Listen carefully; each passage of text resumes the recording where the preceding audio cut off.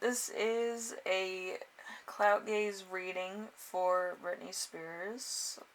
This was also another request, along with Justin Timberlake. Britney Spears was also a suggestion that I do, but I don't really do celebrities, so with Justin's it was more down to earth as a musician, and with Britney Spears it's kind of a different type of thing, so you'll understand what I mean. It's kind of on a larger scale than what Justin's legacy would be if he wasn't in the public eye. So we'll get to that in a minute. But anyway, so let's do the cards first. We have the Eight of Wands. The Eight of Wands is quick developments. We have the Seven of Cups. The Seven of Cups is illusions. We have the Five of Cups, which is grief. We have the Six of Wands, which is success. We have the Six of Cups, which is inner child, or remembering nostalgic periods. We have Seven of Wands, which is competition or completion. So, depending on how you see Britney Spears, it's a little bit of both, alright? So, we have the Four of Swords, which is rest, and I feel like a lot of times this one, since it was the last one, is kind of cut off of the rest of the pile, but I feel like it's more of a getting to relax for a minute, I have the same one in my chart, but I feel like everybody kind of has that lapse period where they just kind of enjoy like being with family or being, just in general, like relaxed, okay? So there's that. And I think Justin Timberlake's chart had that also, with the rest factor. So, alright. Let's get into her chart. If you want to know what any of these planets mean, the description is down below, so you can follow along and you can understand what is going on here. We have the Sun in Sagittarius, the 9th house of beliefs. We have the Moon in Scorpio, the 9th house of beliefs, so there's double there. We have Mercury in Sagittarius, the 10th house of legacy. We have Venus in Scorpio in the 8th house of intimacy. We have Mars in Scorpio in the 8th house of intimacy. We have Jupiter in Leo, the 6th house of responsibilities. We have Saturn in Gemini, the 4th house of roots. We have Uranus in Aquarius, that's first, in the 12th house of transcendence. We have Neptune in Aquarius in the 10th house of transcendence. We have Pluto in Sagittarius in the 10th house of legacy. And that's the house that's kind of like, it really pushes it forward with Mercury and Pluto being in the house of legacy. So there's a lot of stuff there that really, like singing and dancing and stuff, it puts it into the public eye faster, I feel. So we have the Lilith, which is in Aries in the 2nd house of values. So there could have been a few things that happened or whatever, either in childhood or performing, that really kind of puts a damper on like either performing or branding. I feel like there might be a problem with branding because it is the 2nd house of values, which branding kind of is a hard thing, but since it's in Aries, it could have been like more substantially being around people could be a bit of a problem. So there's that. So and then we have the North Node, which is Gemini in the 3rd house of communication. So there's Mercury in Sagittarius, 10th house of legacy, which Mercury is usually communication. Having Gemini in third house of communication, that really just fits in really well too. So, yeah, everything in Britney Spears's chart kind of goes together hand in hand. So it's like really interesting to see that. And then we have empty houses. We have the first house of identity, which is lack of identity and personality, puts on a fake mask. We have the fifth house of creativity, gets bored easily, doesn't enjoy much. We have the seventh house of partnerships, which is distaste for love and relationships, commitment issues. So probably putting too much of yourself out there, because we do have the first and the fifth house together in this also. So usually if there's a lot of odd numbers that are not filled with something, usually it's kind of like you'll be single forever because you can't trust somebody else. Okay, so the 11th house of self is difficulty maintaining friendships, because again, it's hard to trust people when you have a lot of odd numbers that aren't filled. So there could be a lot of question of, do they like me as a person, or do they like what I stand for, my money, what, they could potentially get out of me. So there's that kind of weird mistrust issue. So there's that bit of problem. Alright, so we have the symbols. If you don't know about the symbols, usually if you look up at the sky, you can kind of connect the stars and you can connect some of the constellations to what it looks like. And this is what Britney Spears' looks like when she was born.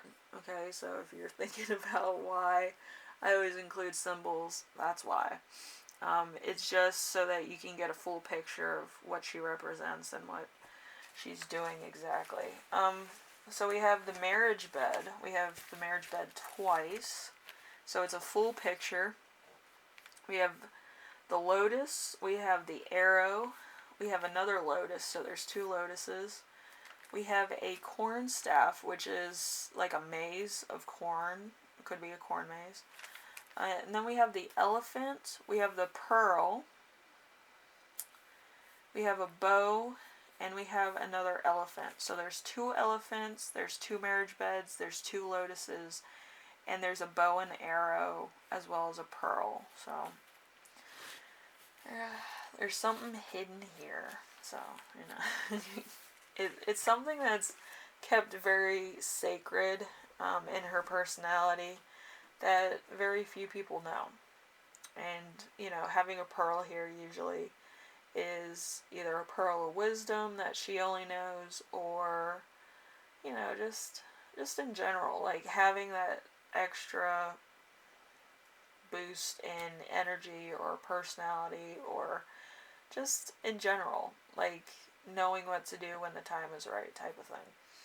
That's usually what the pearl is, it's just knowing something that other people don't really know. Anyway, the jobs Britney Spears could have if she wasn't in the public eye. She could be a psychic, a hypnotist, an organization head, an occultist, a spy, a astrologer. Occupations requiring night activities like musicians, counselors, promoters, industry people, managers, artists, scientists. She could be a psychologist, a numerologist, another scientist aspect, and mathematist, explorer, miners, like coal miners or gem miners, diplomats, factory worker, group worker, professions associated with travel, foreigners, foreign countries, or other aspects of foreign dignity. So, yeah, I feel like she's done that already, so, But it's really pretty cool to see, like, Justin Timberlake, who could be a teacher or a student or a linguist, and then you see Britney Spears, which is kind of on the same type jobs, but it's like everything's kind of molded into a more broader spectrum instead of like a local kind of thing, which is interesting. So if you if you ever think about it, anyway, with everything, like the symbols and stuff with Britney Spears, usually with any type of artist and like celebrity, you kind of know their height of their like career. So with Britney Spears, I do feel like when she was doing more like Every Time, or like songs that were really more down to earth than usual, like pop with bass and stuff, that was the point where she was at the height of her like self, you know. Because with the symbols here, we have 2 lotuses, we have 2 marriage beds, and we have 2 elephants. So it's one of those things. I know with the pearl here, it seems like it's more like relaxed, you know. It's the first point of success, so it has to be something off her first album that put it over the edge as really good performing arts and stuff, you know, a performer doing what they do best kind of thing. And you can look at anybody's chart and find out where exactly they were when they felt the highest point of their success.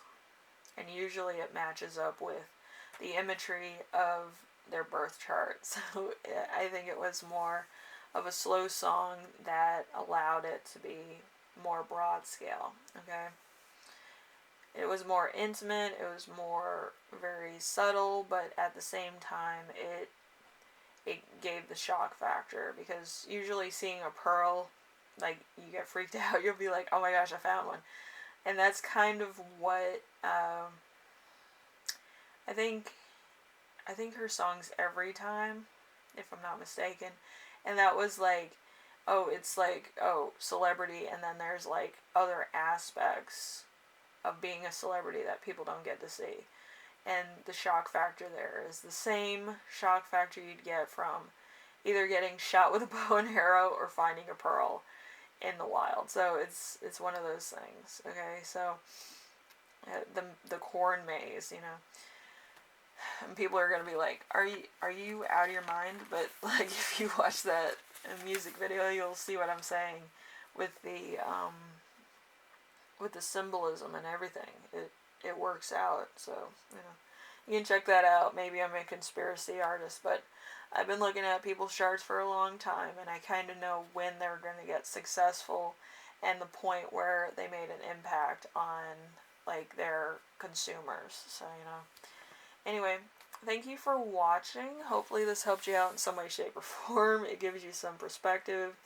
Maybe it causes a little bit of hijinks, but you know, it is what it is. I usually don't do celebrities because of that reason, but you know, I'm willing to do that because somebody asked me, so yeah. However you look at it, hopefully it's in a good way, but you know, with Britney Spears and everything, I feel like a lot of the stuff wasn't self-inflicted. I feel like it was more like a mistrust issue, and some people were just pushing a lot of issues. So, if you want to hear how I feel about it, it's just, you know, you get into the industry and it's just a lot of stuff. You know, there's always somebody there that's trying to do something else. Okay? Anyway, thank you for watching, and I will see you in the next reading. And if I do get 1 million views or 1 million likes, I will show her full chart, which is really inspiring, a lot of fun, and will show you a lot of different aspects of Britney Spears, which is really cool. I feel like, yeah, if anybody should have 1 million views, it should be the Britney Spears chart, because it's like, it's really intense. I really liked it. I thought it was really cool because you saw every aspect of why she became as famous as she did and stuff like that. It was pretty cool. I was inspired. Like, I love doing map work and readings and stuff like that, but this was really cool, and I'm glad I did it, you know. It's a lot of fun doing these, alright?